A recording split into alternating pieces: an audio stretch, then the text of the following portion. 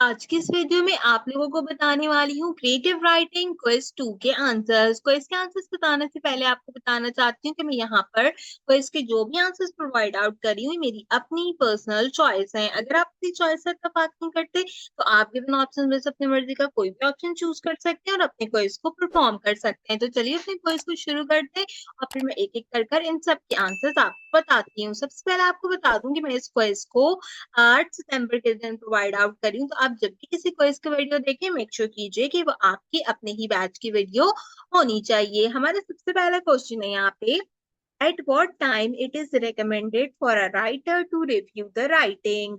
Keep writing as they write, review every chapter after it done, review a week later after that has finished writing, or review immediately after they have finished writing.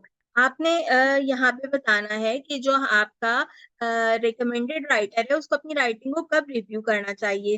जैसे वो right करता जाए वैसे ही जब वो क्या कहते हैं चैप्टर वाइज उसको कराओ, तब एक वीक लेटर उसको जो है वो राइटिंग को रिव्यू करना चाहिए फिनिश करने के बाद, या इमिडिएटली कर लेना चाहिए फिनिश राइटिंग पे। ठीक है, अब इसमें दो आंसर ठीक हो सकते हैं, एक review every chapter after it's done या फिर review immediately after the first writing. तो इमिडिएटली करने में तो आई डोंट थिंक इतना ज्यादा जो है वो पता चलेगा, लेकिन एटलीस्ट जो है वो यहाँ पे आपको जब आप फिनिश कर लो तो उसके बाद जो है वो इसको कंसीडर करना चाहिए। तो मैं एवरी चैप्टर वाला ऑप्शन जो है वो चूज करती हूँ। हो सकता है कि शायद ये करेक्ट नहीं हो। हर क्वेश्चन के बाद save and move to next पे क्लिक करें। What is creativity? आपने बताना है कि क्रिएटिविटी क्या होती है। द यूज ऑफ इमेजिनेशन और original ideas to create something new, the state of things that are actually exist, the quality of being novel और अनयूजुअल, द एक्शन और प्रोसेस ऑफ इन इनवोटिंग। ठीक है, creativity basically हमारे पास यहाँ पे जो है वो हमारे जो नॉवल और हमारी जो अनयूजुअल स्टफ होता है क्वालिटी, हम उसके लिए इसको कंसीडर करते हैं। ठीक है, अकॉर्डिंग टू द डेफिनेशन। लेकिन अगर हम देखें तो इमेजिनेशन और ओरिजिनल आइडिया से समथिंग क्रिएट करना भी क्रिएटिविटी कहलाता है। मुझे नहीं पता कि इन दोनों में से जो है वो कौन सा ऑप्शन ठीक है, बट जो डेफिनेशन होती है उसके अकॉर्डिंगली ये ऑप्शन ठीक होता है, तो फिर मैं इसको ही चूज कर रही हूँ। Reading your written work out loud is an effective way of finding out the mistake while editing, rewriting, rephrasing or planning.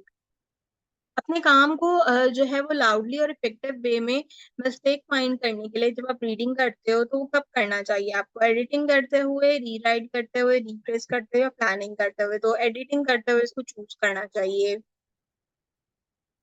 Basic error which a writer may make while editing and rewriting are spelling, grammar and punctuation, spelling, grammar and font size, spelling, grammar and font style, word count, font style and font size. Basic जो हमारे पास editing और या rewriting करते हुए errors आते हैं वो spellings के एरर्स होते हैं, ग्रामर के एरर्स होते हैं, या फिर नॉर्मली पंचुएशंस के एरर्स होते हैं। अगला क्वेश्चन है, at what time does a writer has high possibility to meet writer block? At the end of the writing, in the very beginning, in the middle or during the research phase? आपने बताना है कि जो हमारे पास यहाँ पे writer होता है उसकी हायर पॉसिबिलिटी क्या होती है राइटर ब्लॉक के अंदर जो है वो जाने के लिए, उसको मीट करने के लिए। तो एंड ऑफ राइटिंग में, बिगिनिंग ऑफ राइटिंग में, मिडल ऑफ राइटिंग में, या ड्यूरिंग द रिसर्च फेज? तो मेरे ख्याल है कि ये तो किसी भी स्टेज के ऊपर जो है वो राइटिंग का प्रोसेस हो सकता है, तो हम टूवर्ड्स द एंड चूज कर लेते हैं इसके अंदर, क्योंकि मेरे ख्याल है आखिर में जो है वो ज्यादा होता है बेटर इसके लिए। लेकिन आई डोंट थिंक के, मेरे ख्याल है in the middle of the writing इसको चूज करती हूँ तो वो ज्यादा बेटर रहेगा। हो सकता है कि गलत भी हो जाए।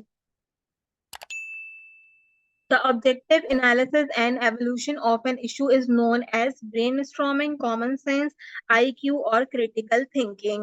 तो ऑब्जेक्टिव को जो है वो हम एनालिसिस और एवोल्यूशन के प्रोसेस में, क्रिएटिव थिंकिंग में या क्रिटिकल थिंकिंग में यूज करते हैं, तो ये इसका करेक्ट आंसर रहेगा। Horror, thriller, fantasy, comedy, etc. are the type of dash writing. Non-fiction, business fiction और creative. तो ये फ्रिक्शन राइटिंग के अंदर आते हैं हमारे पास हॉरर, थ्रिलर, फैंटेसी और कॉमेडी। ठीक है, character development is the most important part of blog, comedy, story और पोइट्री। तो यहाँ पर आपने बताना है जो कैरेक्टर डेवलपमेंट होती है वो किस चीज का इम्पोर्टेंट पार्ट होती है। स्टोरीज के अंदर कैरेक्टर यूज होते हैं तो हम स्टोरी वाले ऑप्शन को यहाँ पे चूज करेंगे।